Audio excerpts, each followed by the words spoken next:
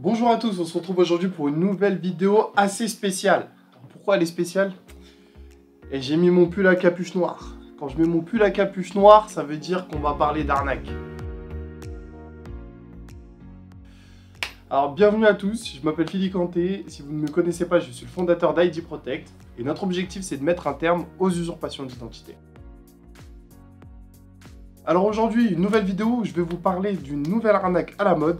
Et c'est une arnaque par laquelle un usurpateur va usurper l'identité d'une grande entreprise, notamment une grande banque, et il va se faire passer pour le conseiller. Lorsqu'une personne se fait passer pour votre conseiller bancaire, son objectif c'est de récupérer un maximum d'informations, celles qu'il n'a pas.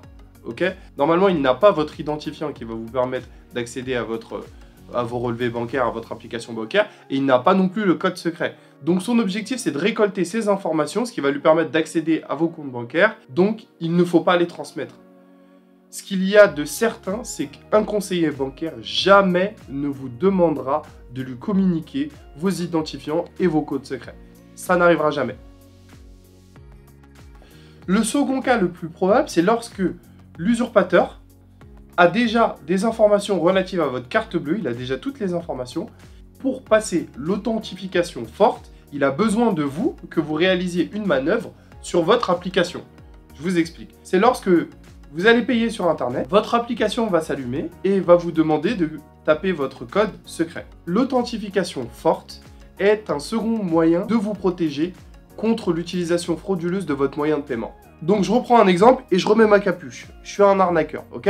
Aujourd'hui, j'ai récupéré l'intégralité de vos données de carte bancaire sur le darknet ou bien tout simplement parce que vous avez laissé des traces sur Internet.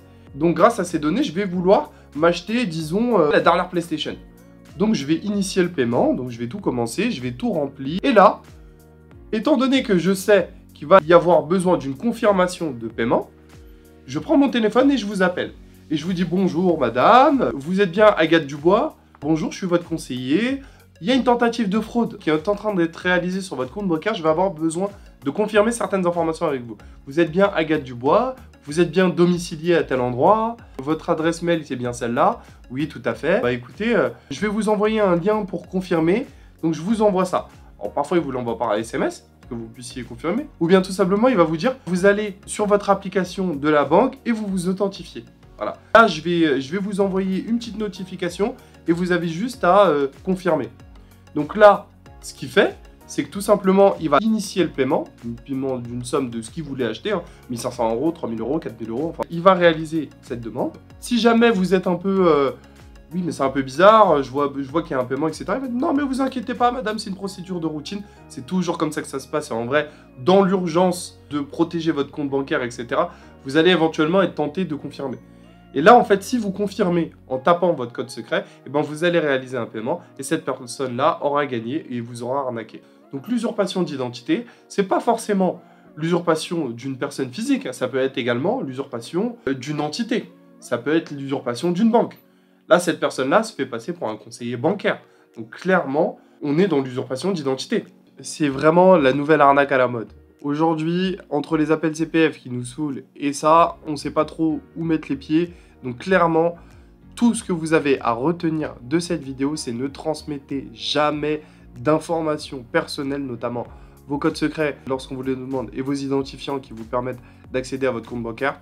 Ne jamais les transmettre, un conseiller ne vous les demandera jamais. Et surtout, ne pas suivre les instructions d'une personne que vous ne connaissez pas. Si vous avez un doute, je vous conseille d'appeler votre banque. Donc maintenant que vous êtes au courant, ne tombez pas dans le piège.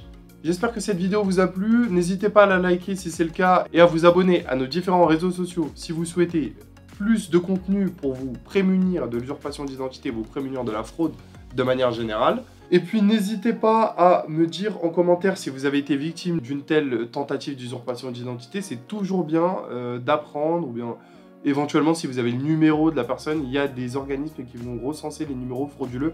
Donc vraiment, n'hésitez pas à revenir vers nous et on se fera un plaisir d'échanger avec vous. Allez, à bientôt pour une nouvelle vidéo.